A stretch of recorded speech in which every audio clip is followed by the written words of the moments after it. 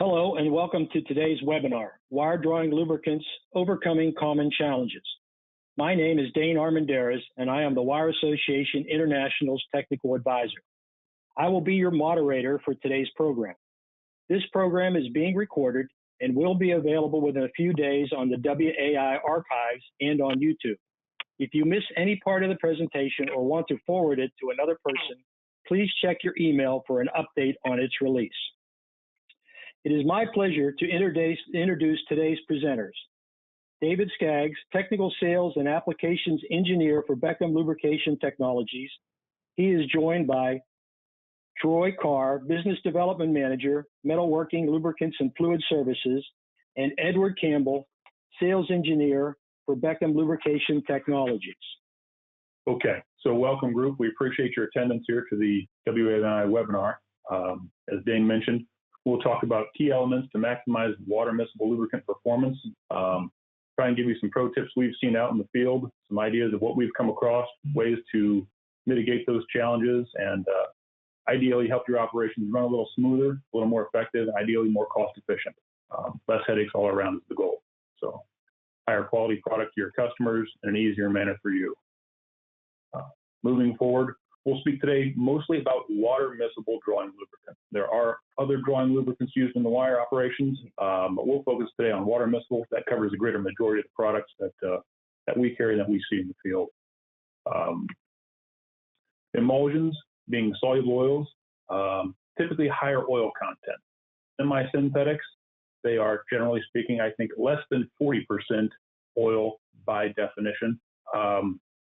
There are some differing opinions in the field. You'll get some different ideas. And as we speak today, you'll hear what we know, what we've seen, and what we think. If you've got some different ideas about that, certainly be glad to hear your thoughts. Can always learn something from someone along the way. Synthetics are out there.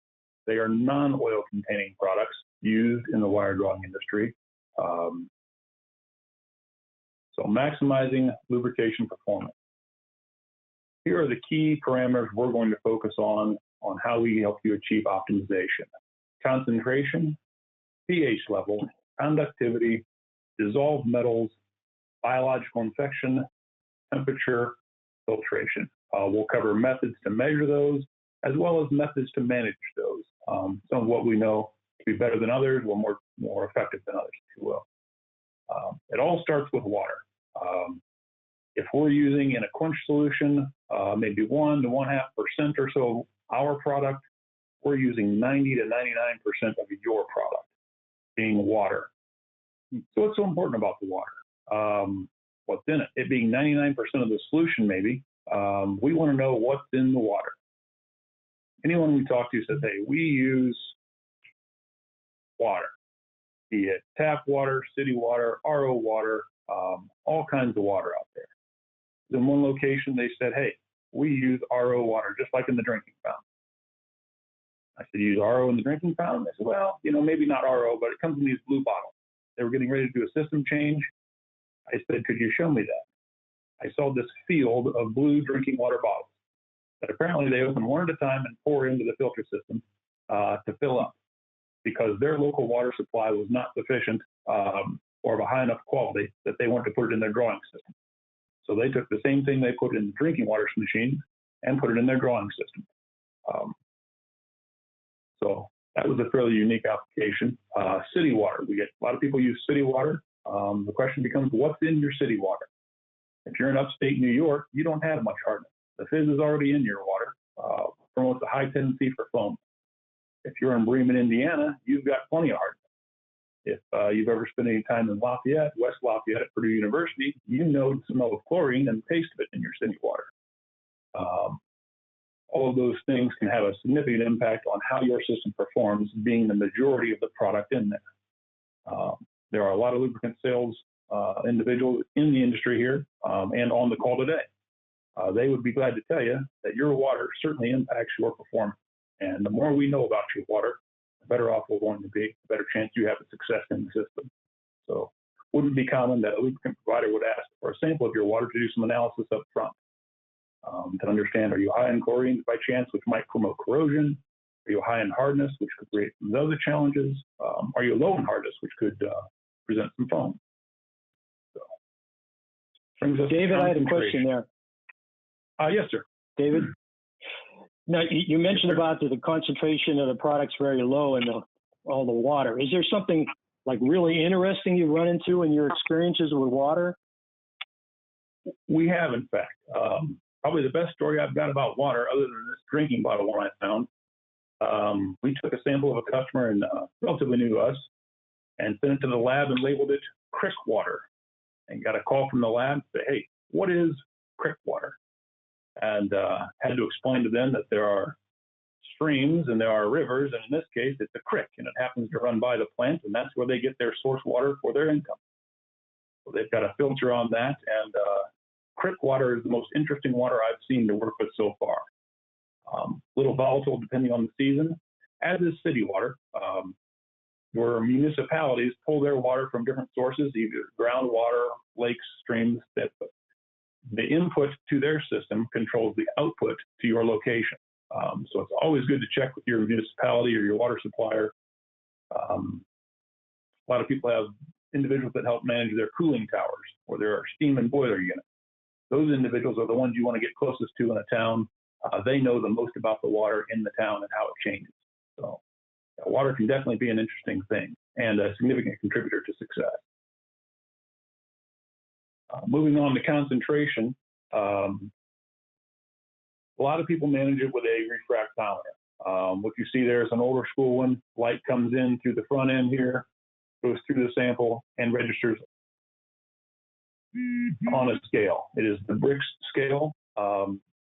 Also pictured here on my right is a digital.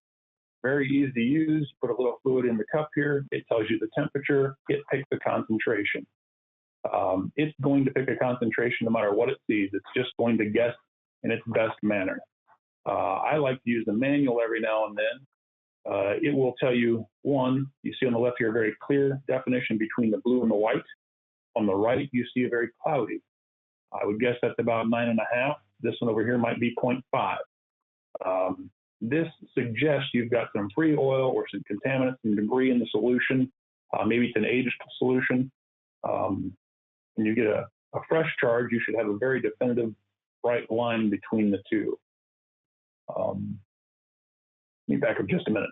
For those using manual refractometers, you can see this one here is at 1/2. I don't know if I can zoom in if that works. But if that were to be at 0, if that were a picture of water, be it tap or RO water, it should be at 0% concentration before you start adding anything. If it's not, generally speaking, on the top or bottom of a manual refractometer, there's a small screw. You use that screw to calibrate or adjust where the 0 point is. A lot of people have those manual refractometers. A lot of them don't know there's a 0 adjustment to them. So good thing to double check.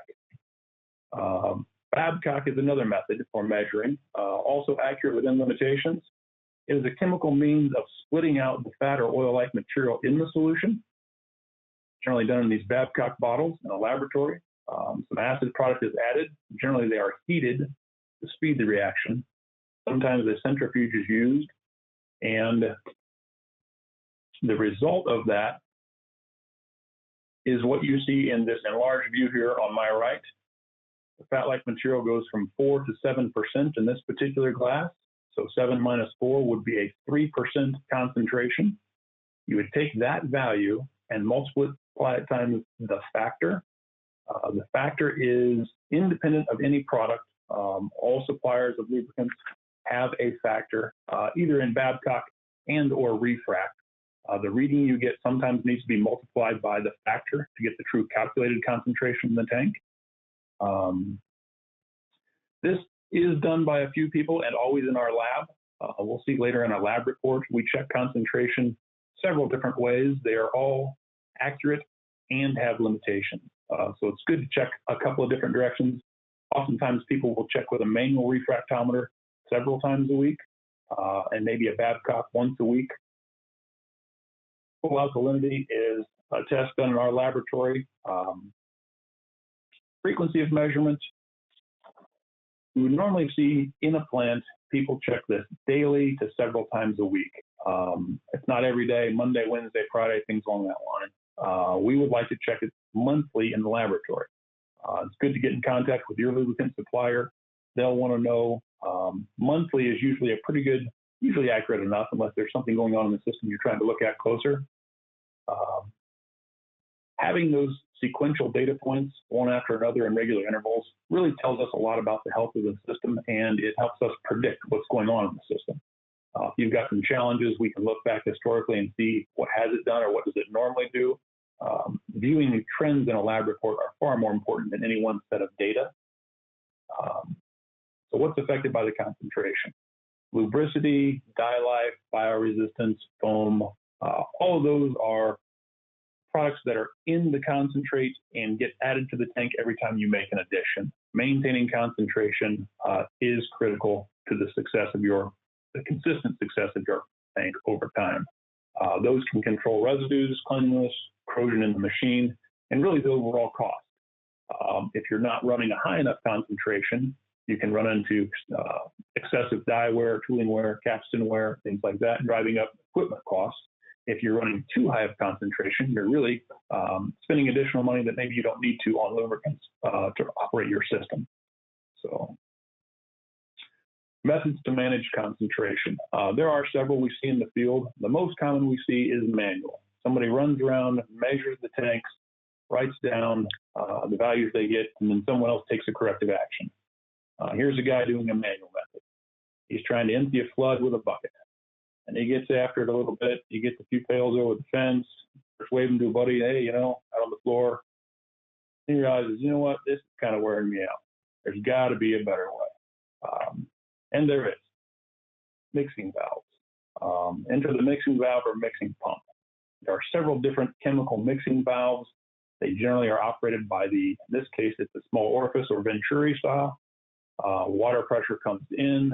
It pulls up some of the concentrate from the drum or the intake tube and flows directly into your machine as a pre-mixed assembly. You'll see on this one is designed from 1 to 6%. The settings on there are relative percents. It does not mean if you set it at 3%, it's going to put out a 3% mix. So it should always be measured. And I'll show you here in just a minute kind of what an install looks like and how you can do that measuring the mix. This is particularly Zebra Skimmers. I worked with them a little bit. They're in Northern Ohio. Seem to be a pretty good group to work with. There are other very useful valves out there that are different types, different suppliers. So this valve is put in line with the supply. This has a garden hose input. They were doing a quick connect to the facility, city water, pushing it through, pulling up the concentrate, and then they would connect to the machine. Another method of mixing is a dosatron. Dosatron is a pumping mechanism. There are other similar and well-performing pumping mechanisms. I'm not here necessarily to condone one or the other. Just this was the example in the picture I took. It uses the fluid pressure to activate a pump inside, which does much like the Venturi. It pulls the concentrate into the system. Concentrate is adjustable by percent here at the bottom. I didn't mention it earlier. The percent there, water pressure, water flow rate, that controls what gets pulled in. So that's why the percent you set is relative but not exact. This is a textbook install. If you're doing a device like this, these are things you want to think about. Here is the supply line coming into a water meter. You want to know how much water you're putting in your system for several reasons. One is predictability of fluid used. In an emulsion, like we're talking about, typical makeup might be 1 to 1.5%. So if you put in 100 gallons of water, you're going to put in about 1 gallon to 1.5 gallons of concentrate. If it's a synthetic, it would be about 1/4 to 1.5%, significantly smaller.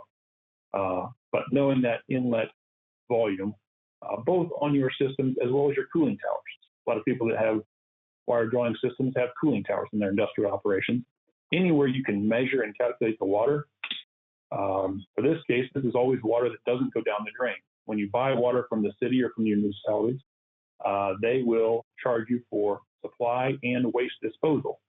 Any water you can prove to them that didn't go down the drain, you can apply for a credit back. It's not significant, it might be hundreds to thousands of dollars in a year, but it's every year you're open for business. So I've never seen a retroactive credit, but I have seen several operations when they can prove what they're using and not using, or sending out the door in wastewater, save a significant amount of money. So moving on from the water meter, comes up to, in this case, a filter assembly. Down into this unit, you've got a pressure valve coming in, or a mixing unit. From here, it's a little hard to see, but this white tube goes out and down to the tank. Off the top of here is a valve you can open and test the mixed solution. So you can test what you're putting in the tank. At the bottom of this pipe in the tank, it's real hard to get a sample. If you come up here to this sampling port, anywhere you're installing or remodeling a lubricant line, you always want to install a sample port. It's easy to get to.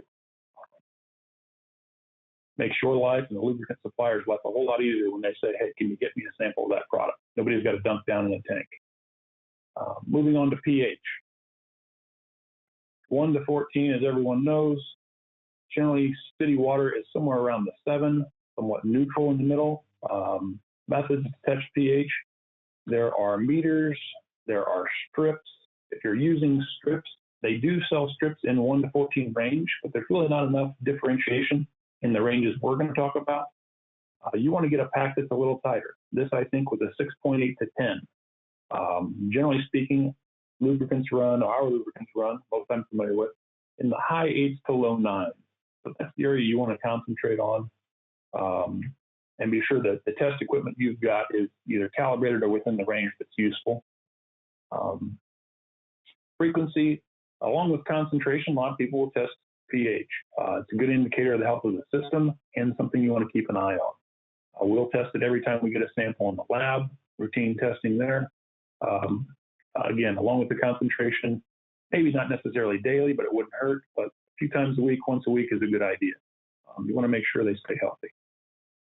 If you are below recommended concentrations, or of pH, could be indication of a contaminant, some sort of bacteria. If you're above, also condition could be contaminant, could cause foam, loss of lubricity, dermatitis. When you get up, probably somewhere around the mid-9s, and the higher the pH, the more likely operators will have a dermatitis event, especially in the winter when the skin's real dried out, possibly cracked. High pHs are not great for machine operators over that, low 9s or so. So how do you decrease pH?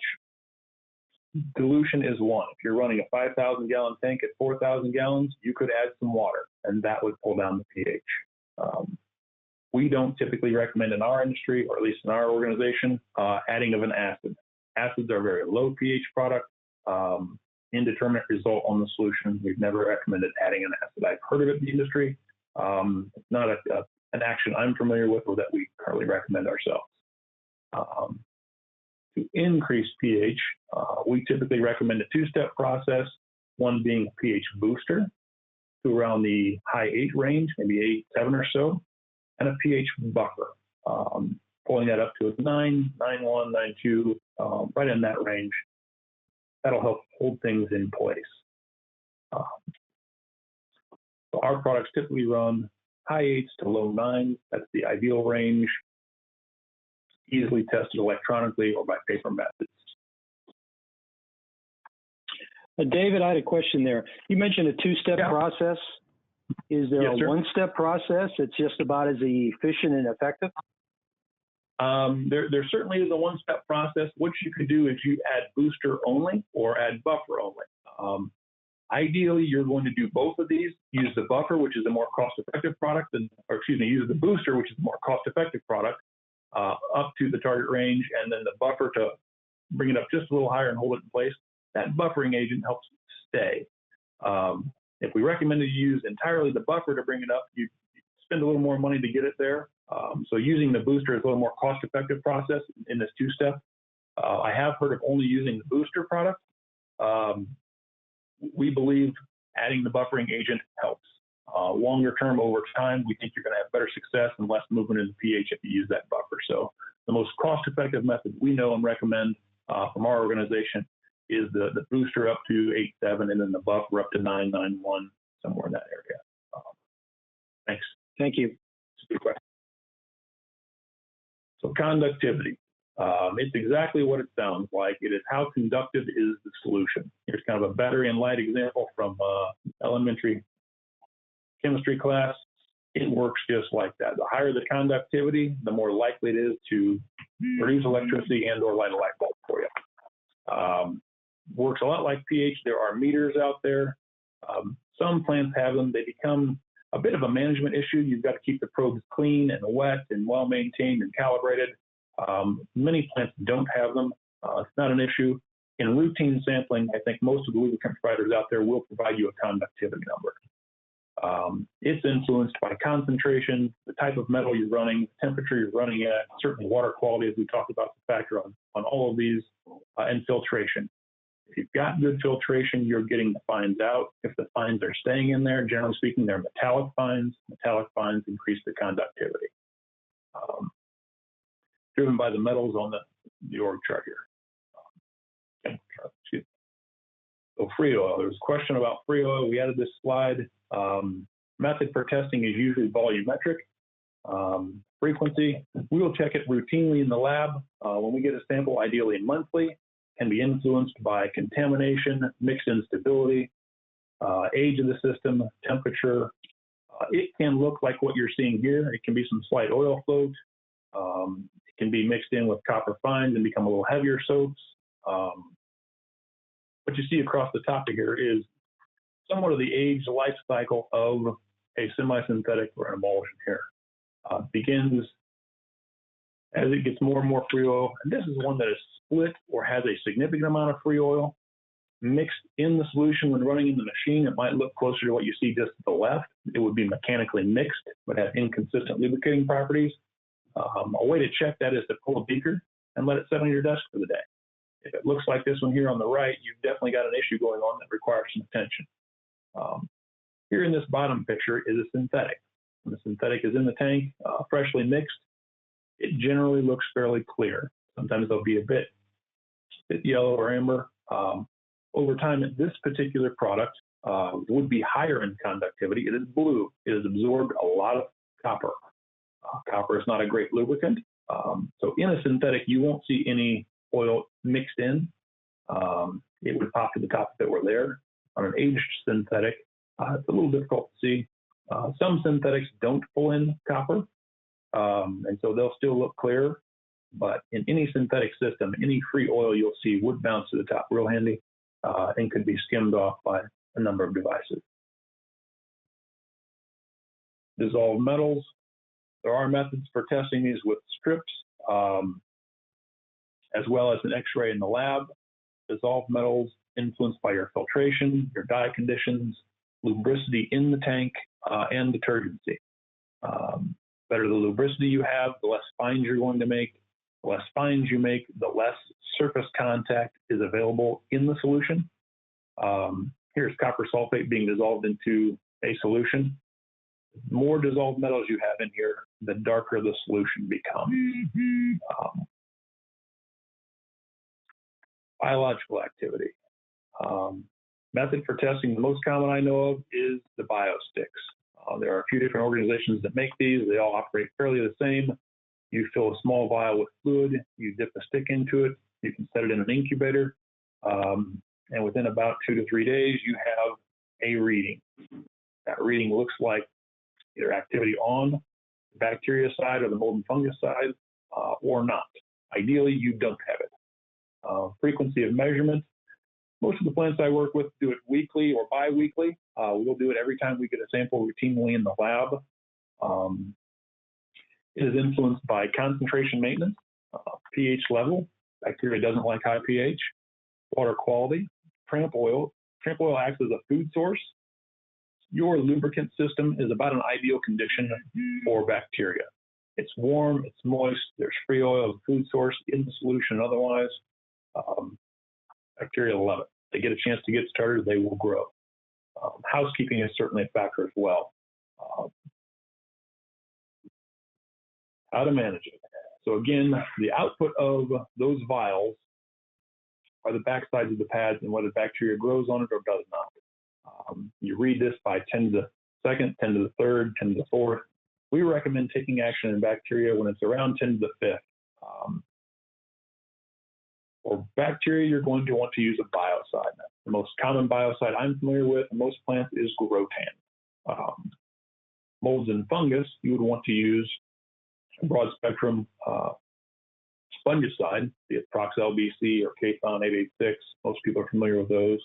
I mentioned earlier an incubator. Looks like a small refrigerator, apartment style refrigerator, dorm refrigerator, but it keeps the sample at a given temperature. It's not a requirement. I've got one customer that lets them sit on the power source for their computer because it's always warm. And in 2 days, he has a reading that he believes is as effective as putting it in an incubator. Not really a controlled environment, but that's what that person does, and it works for them. We're not here to condemn anybody's process as long as it works for you. This is what the industry looks at, what most of the manufacturers of the slides recommend. But if you've got an alternate process that works for you, we're glad to help you understand it and use that to your benefit. So what if you don't manage the bacteria? What if you've never tested for it?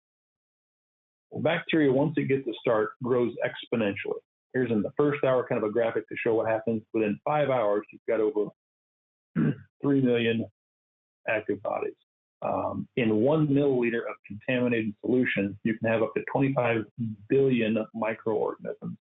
And that's triple the human content of the earth. So it can grow very rapidly out of control. It will typically smell poorly. Some indicators would be that. It can also create some dermatitis issues in your operators. Certainly something to keep an eye on. If you're not, it would be a great idea to start. What does it look like? How do you know you have it? Looking at the tank, you may not be able to tell. You would probably be able to smell if it's a fairly significant outcome or outbreak. Typically pools under the machine. If you've got some sort of a gathering or collection area under your machine where it may leak, the older machine, not a very clean house, that would be a great spot for it to start. Inside the machine, there can be some biofilms build up if you look at the edges. That's a mold or a fungus. In your heat exchangers, if your system is getting warm, it could be flow restricted. Here's some biomass in the heat exchanger.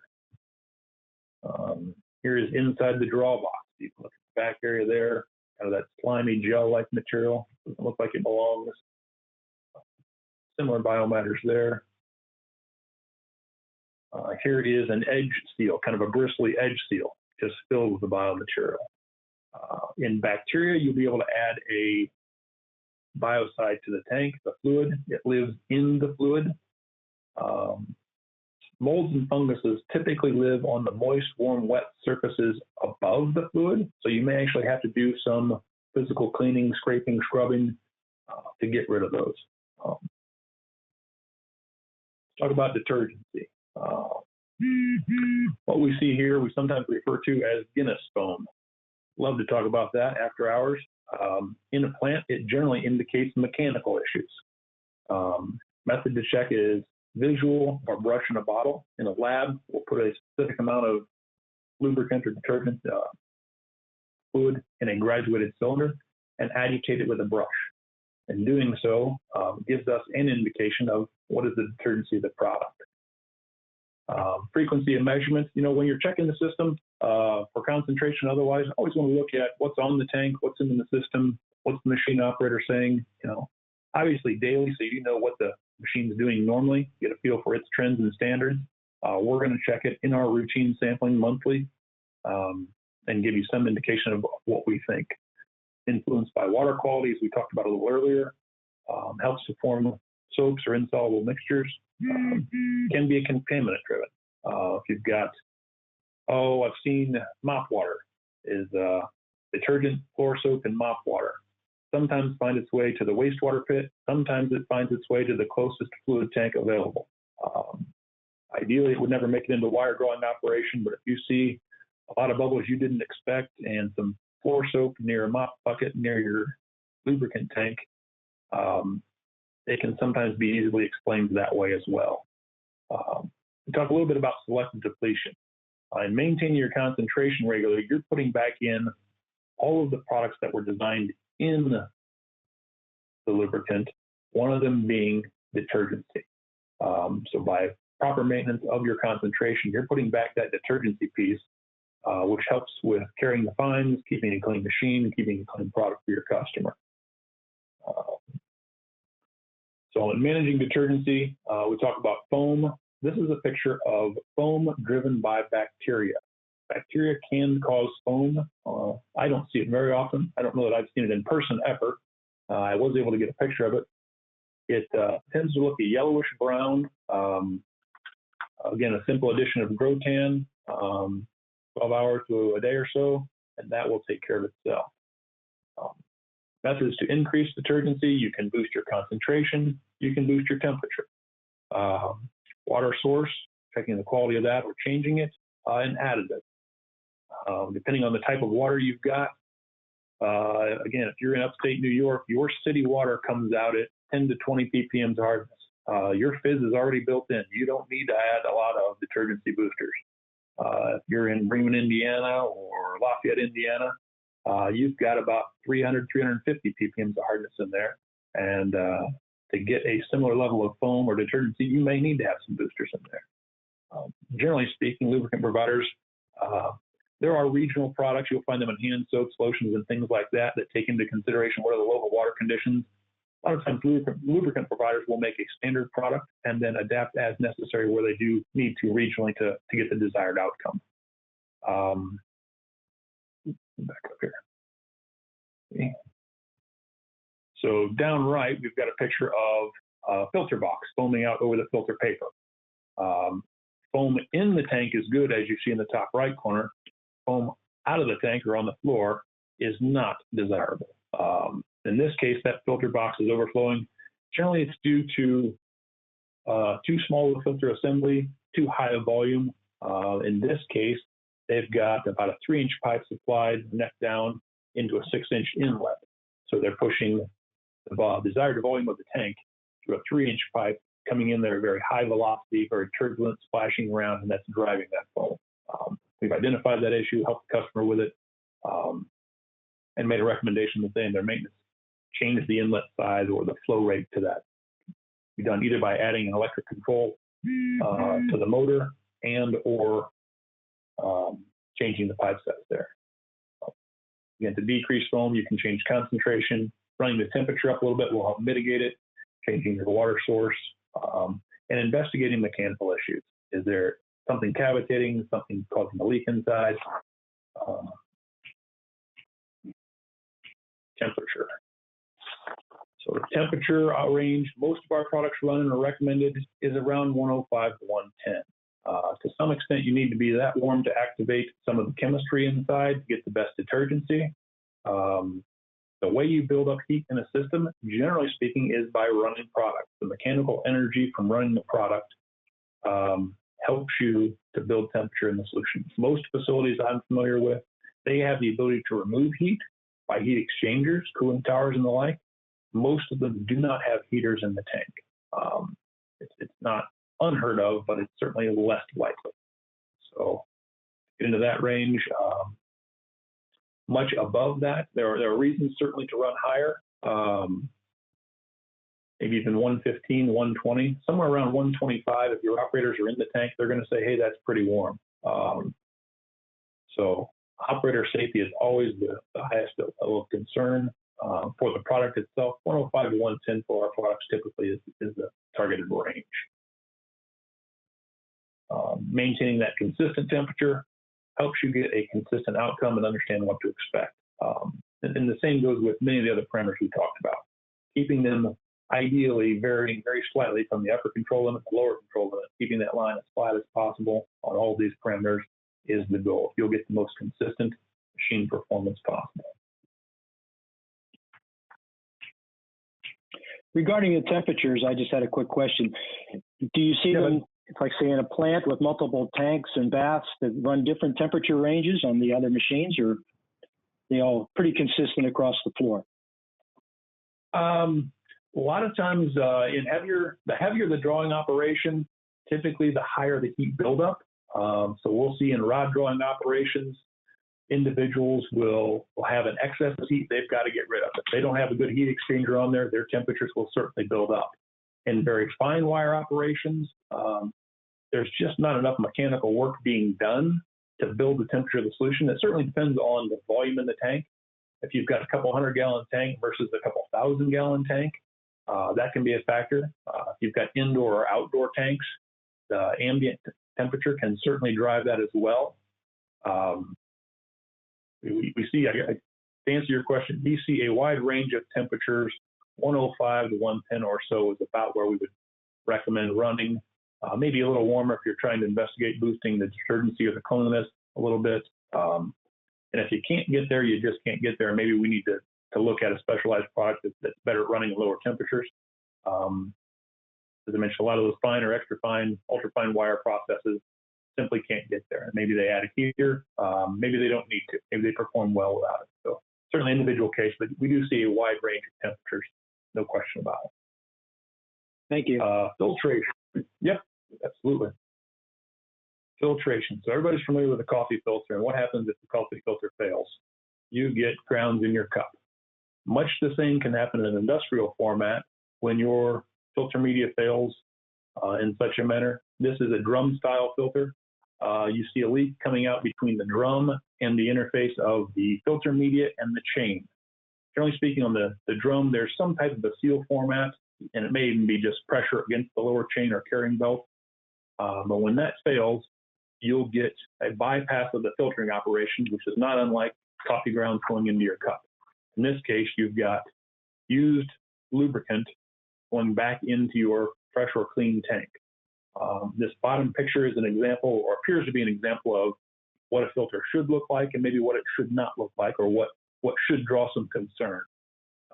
Just by walking past the filter assembly, in this one you can see a fairly bright copper cake. If you look closer, you can see it's fairly thick. You can see visually there is a good seal. The fines come to the edge and stop. They don't leak past on both sides. In this left example, you can see the left side has a better seal than the right side. There's almost no seal on the right side. The left side's got a little bit, maybe it's leaking through in some spots. Maybe that wheel has a failed seal at one point, but seals mostly around. It's a good indication to look at the filter assemblies when you walk by them, just to kind of see what you see. They tell a story on their own if you're willing to listen. There are various different types of filter mechanisms: bags, sheet media, drag chains. Media selection comes into play when you're looking at the type of filtration, the type of the process, what kind of fines are you trying to get out, and filter maintenance. Could be daily, could be weekly, could be monthly, whatever schedule works for the plant and the operations you're in, but certainly filter maintenance is something to be looked out for and managed. Here's kind of a recap called a Corrective Actions, but what we've talked about here was concentration, pH, biological activity, visual lax of foam or foam management, and temperature. On that temperature, kind of Dane, to your other question there, if you're too hot, you've got to investigate some cooling, maybe a cooling valve or a clogged filter. We saw a heat exchanger that had some biomass in it that would certainly limit flow. If you're too cold, best I had there was run faster. Mechanical energy adds heat to the system. The run faster is a bit of a joke. There are upper limitations, and you may need to add a heater. If you're seeking a desired temperature and there's not enough mechanical work going on, you may need to add a heater to the process. Backing up a little bit, biological growth, bacteria, fungus, molds, use of Grotan or some sort of broad spectrum fungicide, biocide, manage that. Okay, here's one of our typical service reports, we call it. This is for a synthetic product, just to kind of point out some trends and things we look at.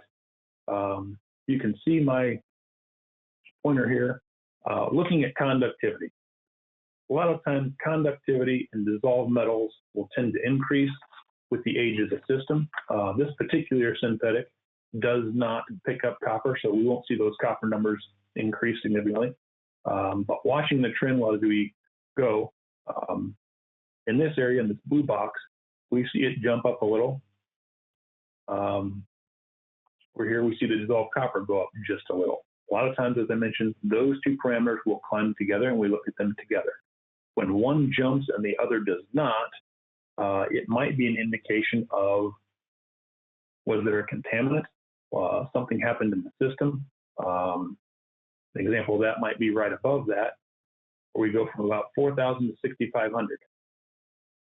There's not a significant jump in the dissolved copper, but there's a fairly significant jump in conductivity. We look over here and say, okay,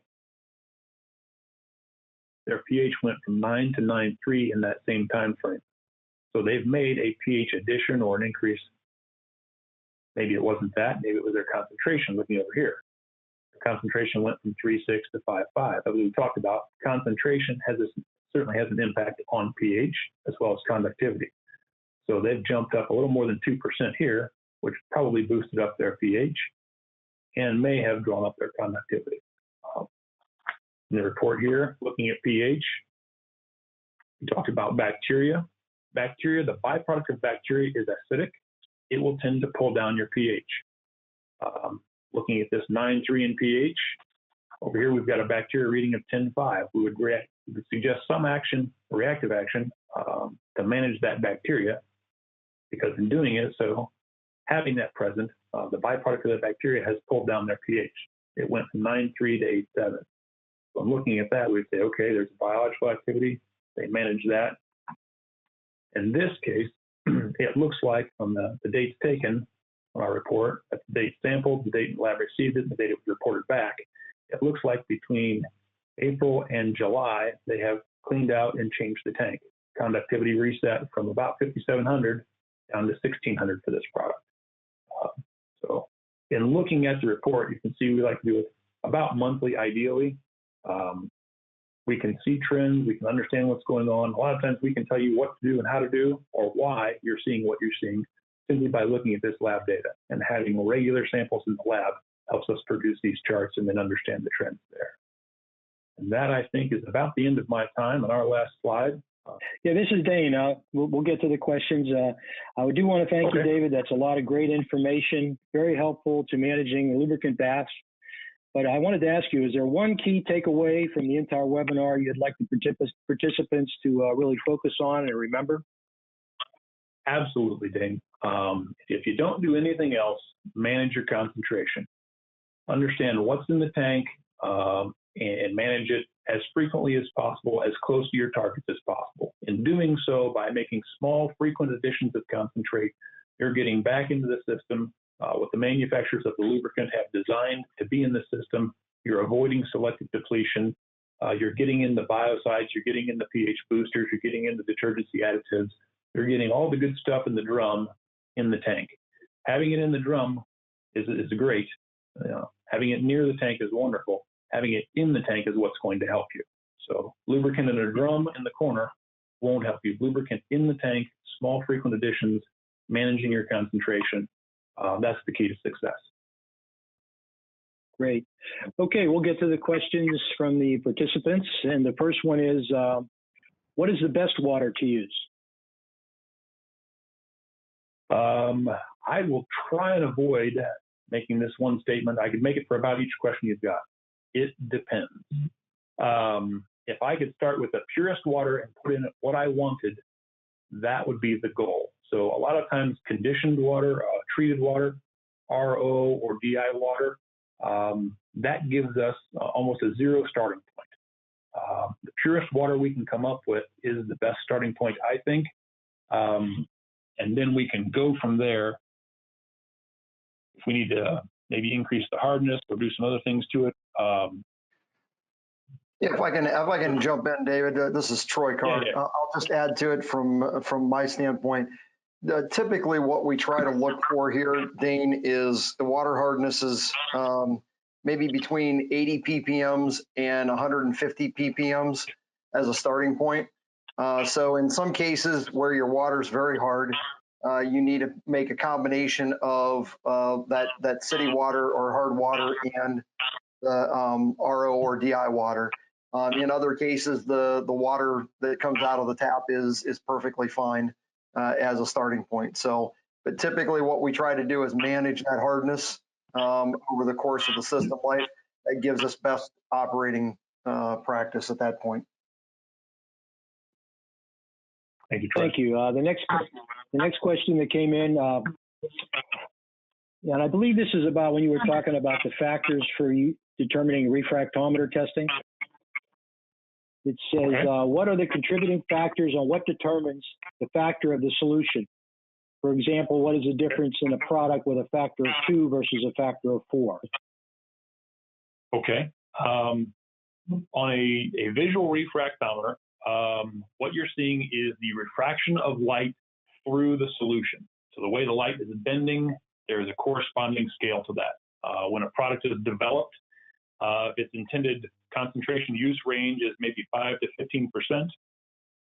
Then specimens will be made and tested in the lab at lower than that and higher than that, and that range plotted versus what it reads on the refractometer, and then plotted versus what is actually in the solution. The solutions, I believe, are made up by weight. A lot of times in a tank, we will use by volume in a plant, and that's close enough to get a good start. But it really has to do with chemistry in the solution and how it refracts light. Especially when speaking about synthetics, the higher the factor can indicate the amount of water present in the solution versus actual physical chemistry in the solution. So it's always good to check with your lubricants provider or supplier. They will have, we often call that TDS, a technical data sheet. May, but probably is not on the SDS. Not a bad idea. You should have an SDS on every product. A TDS will give you some of that technical information, and generally will include that factor for refractometer and for Babcock. The closer that factor is to 1, the less water content that a product has. The higher that factor is, the more water content. So in rule of thumb, something with a 1 has, less than, let's say 10 or 15% water in its concentrate. Something that has a 2 is near 50%, and higher than that is obviously more water in that drum. So that's typical. Thank you. Okay, next question. How is the concentration affecting the life of different types of tungsten carbides? How is the concentration? That sounds like somebody's got a very particular application.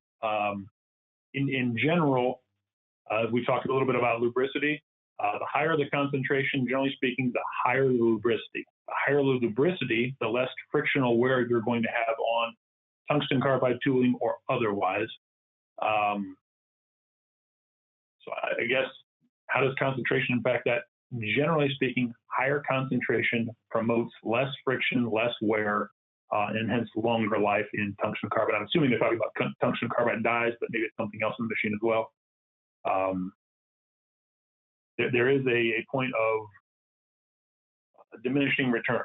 At some point, adding additional lubricity is not going to extend tool life, and you can run into some issues getting too high of concentration. But you also don't want to run too low. One certainly negative impact of running too low of concentration can be faster than desired tool wear, higher than desired tool wear. I think we would also say, this is Ed Campbell, I think we would also say in those kinds of applications where you're using very specific materials, excuse me, check with your lubricant provider, because almost everybody will offer some material that can be used specifically for those kinds of applications. Rather than a standard material that you might be using in one application. Check with your provider and say, hey, I'm working with this. What's the optimal material? Okay, the next question. You mentioned concentration can have a big impact on process performance. My question is, how sensitive is this? Do you ever see systems in which a change as small as 1% could have a big impact? For example, the concentration of the coolants from 10% to 9%.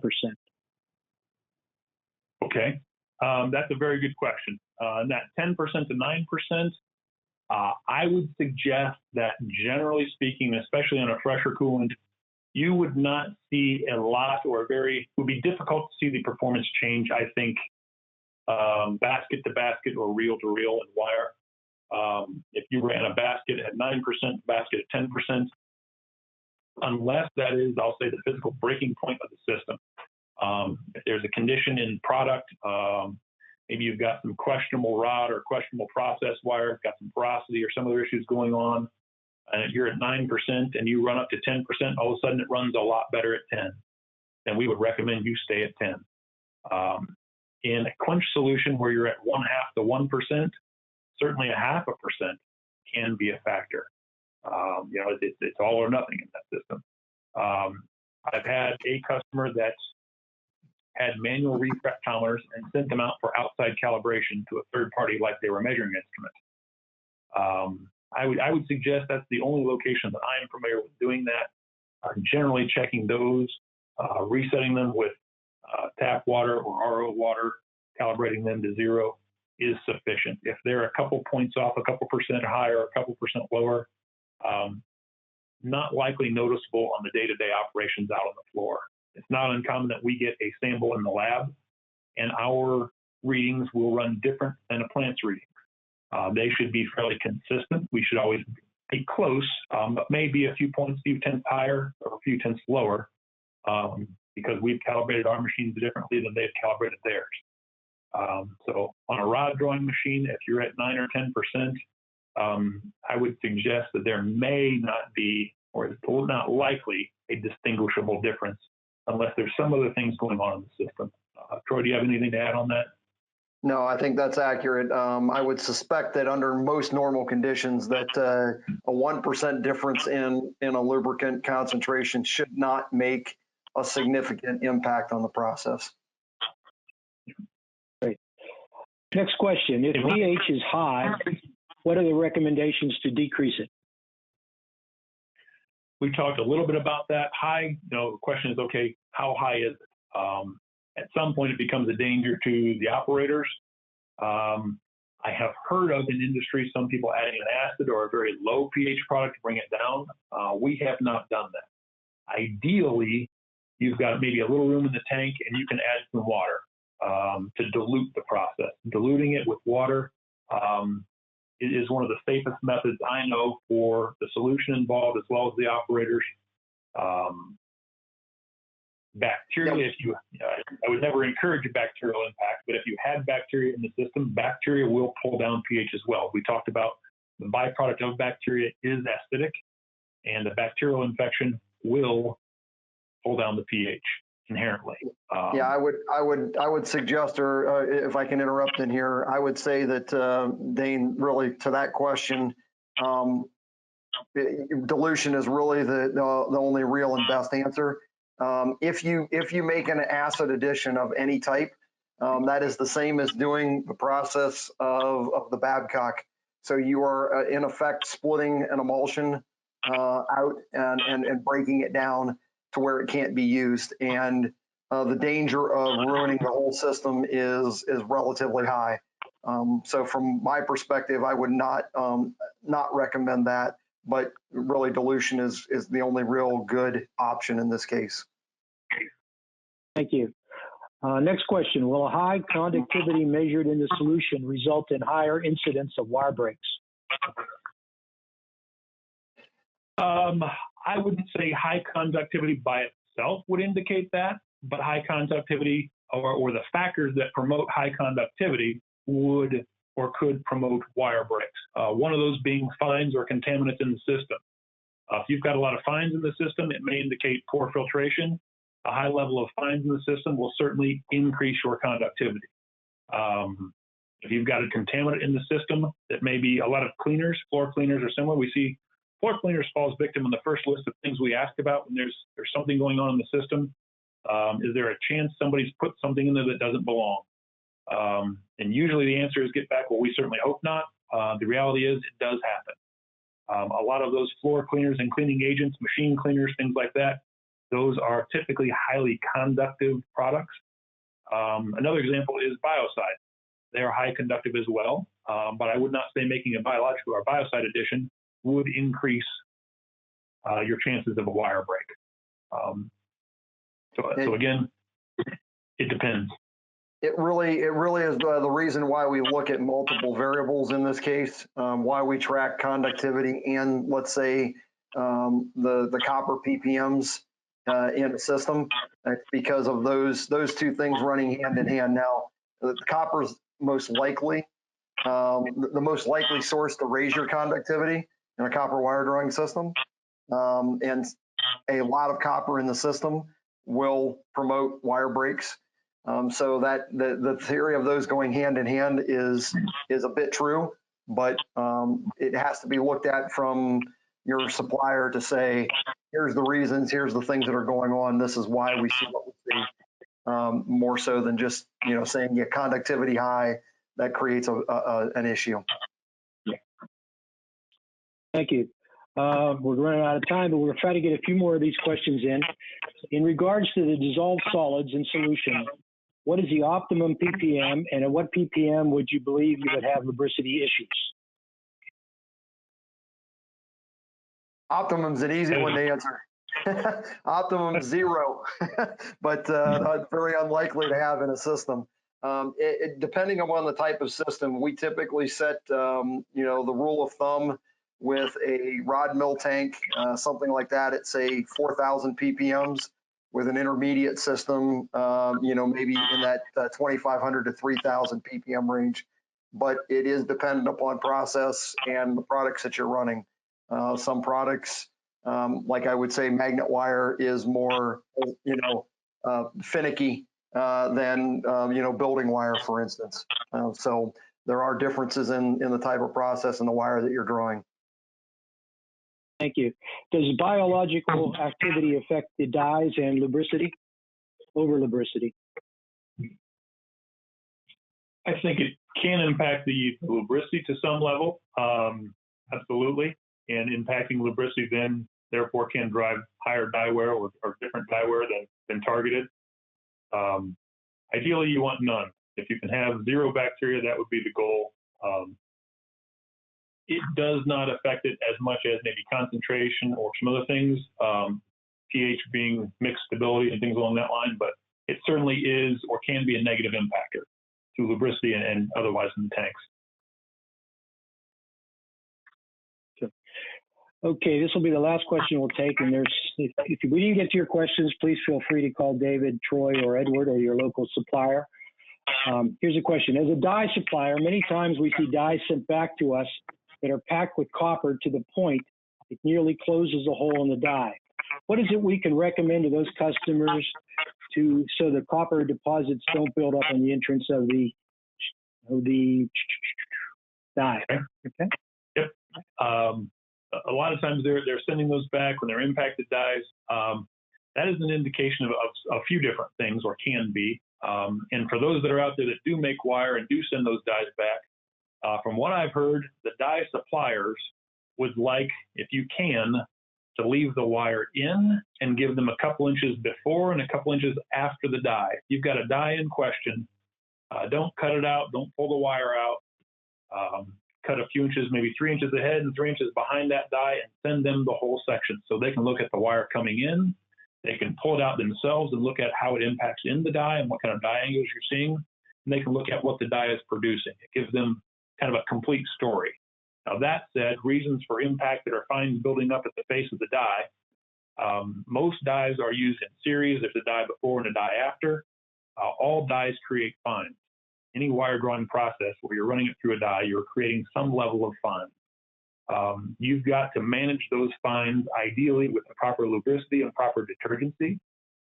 In this case, a lot of times in drawing machines, you'll see pressure or lubricant flow ports.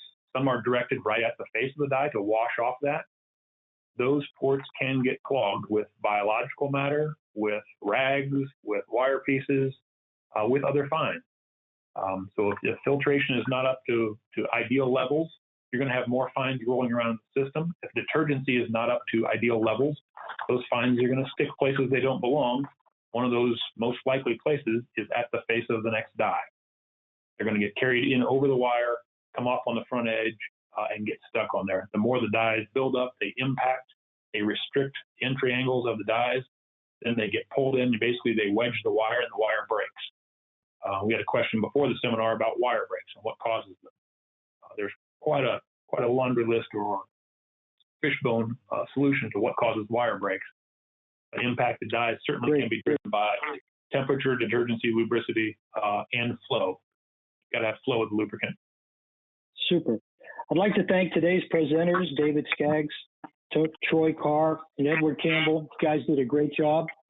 I also especially enjoyed the story about the creek water. That sounds like one of the normal things we run into. Now, please join us for the next WAI webinar, Digital Transformation in a Quarantine World. You will receive an email in the next few days for the registration link to this great session. Panelists will include Willem Sundblad from Odin Technologies, Brian Du Bois from RobiSys, and William Berry from Southwire. So look forward to that one coming up. It'll be great. And on behalf of the Wire Association International, I'd also like to thank all of you for attending this webinar. We will alert you to future webinars as available. And if you have not been WAI's Hardwired Training Series, please do so by visiting the Wire Association's YouTube channel and search for WAI Hardwired. This brings the WAI presentation to an end. Thank you again for participating. Have a good day.